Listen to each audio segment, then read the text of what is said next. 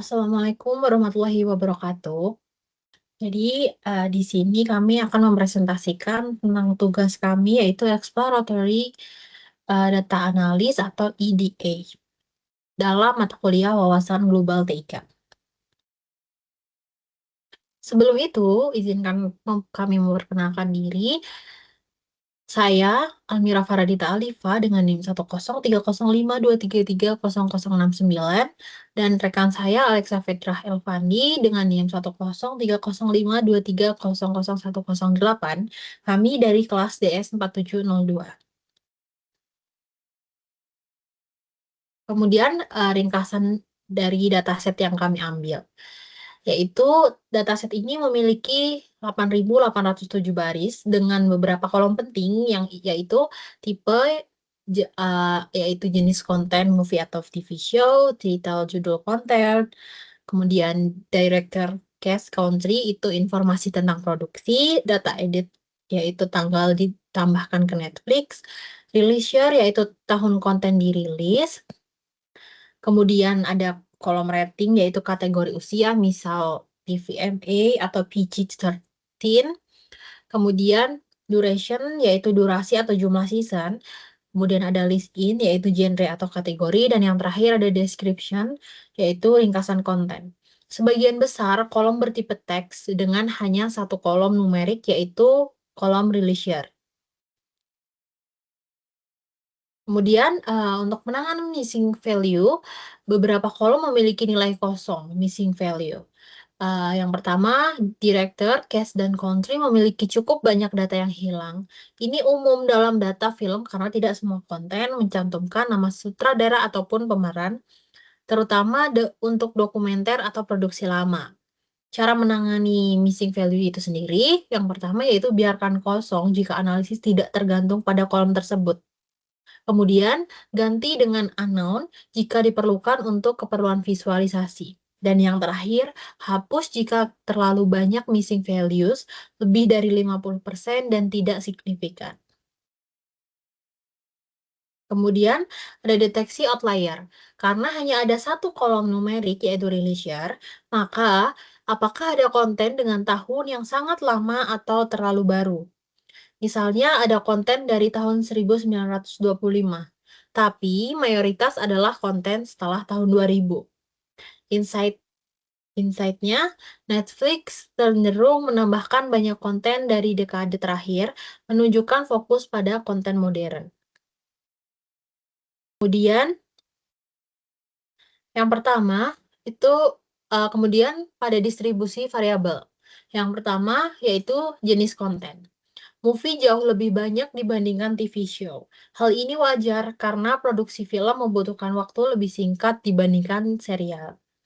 Kemudian yang kedua, kategori usia atau rating. TVMA atau Mature Audience paling dominan menandakan bahwa Netflix banyak pengguna usia dewasa. Kemudian kategori lain seperti PG-13 dan TV-14 juga populer.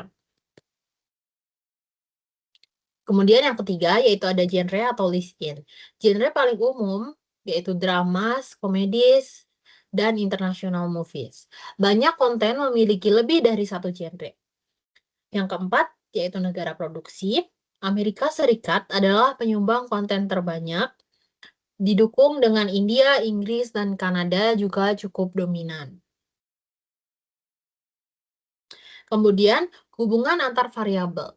Yang pertama, tahun rilis versus tipe konten. Produksi TV show mulai meningkat setelah tahun 2015.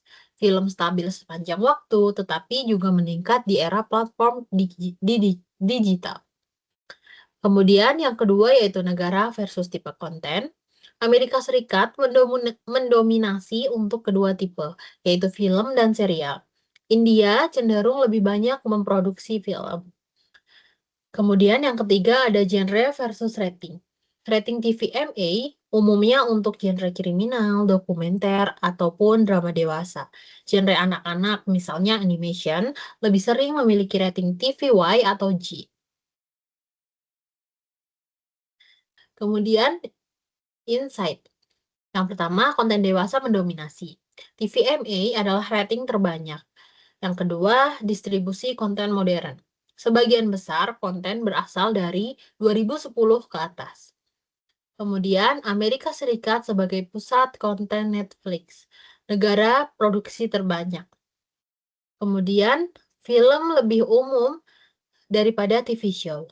Ini mungkin karena lebih mudah diproduksi. Dan yang terakhir, Netflix mendiversifikasi genre. Banyak konten dengan genre kombinasi. Sekian dari saya, selanjutnya akan dilanjutkan oleh rekan saya.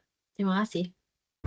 Halo semuanya, perkenalkan saya Alexa Fitra Elvandi dengan NIM 1030523000108. Di sini saya akan menjelaskan bagian visualisasi dataset. Kita masuk ke visualisasi yang pertama, yaitu visualisasi dari 10 negara dengan konten terbanyak. Di sini kita menggunakan bar chart dan bisa dilihat dari bar chartnya United States berada pada posisi yang pertama. Jadi Amerika mendominasi dengan jumlah konten terbanyak, diikuti oleh negara India dan Inggris. Negara-negara lain seperti Jepang, Korea Selatan, dan Kanada memiliki kontribusi yang lebih kecil. Selanjutnya untuk visualisasi yang kedua yaitu jumlah konten dari Amerika Serikat karena dia yang mendominasi. Jadi di sini kita melihat dari tahun ke tahun ada yang paling banyak itu berada di tahun 2015. Kita menggunakan grafik batang.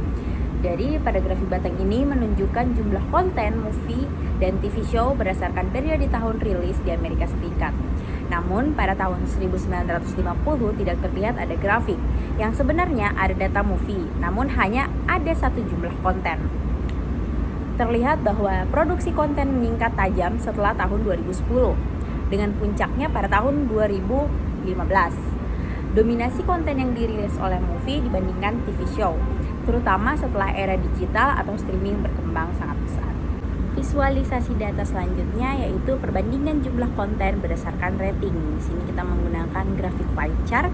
Jadi pada grafik ini menunjukkan bahwa distribusi konten movie dan TV show berdasarkan rating usia penonton. Mayoritas TV show memiliki rating TVMA atau konten dewasa dan TV14, sedangkan mayoritas movie memiliki rating TVMA dan R. Hal ini menunjukkan bahwa konten dengan rating TVMA mendominasi baik di film maupun acara televisi. Sementara konten dengan rating anak-anak seperti G, TVY, dan TVG jumlahnya sangat sedikit. Nah, kemudian kita masuk ke dalam visualisasi data yang terakhir yaitu perbandingan jumlah konten berdasarkan rating. Di sini kita menggunakan pie chart. Jadi pada diagram ini menunjukkan distribusi durasi TV show di Amerika Serikat. Mayoritas TV show berdurasi 90 sampai 120 menit, ada 68,7%, disusul oleh durasi yang kurang dari 60 menit, ada 16,5%. Sedangkan durasi lainnya seperti 60 sampai 90 menit, 120 sampai 150 menit, dan lebih dari 150 menit memiliki presentasi yang jauh lebih kecil, menandakan bahwa sebagian besar TV show berdurasi cukup panjang, mirip film. Sekian dari presentasi kami, lebih dan kurangnya mohon dimaafkan. Wassalamualaikum warahmatullahi wabarakatuh.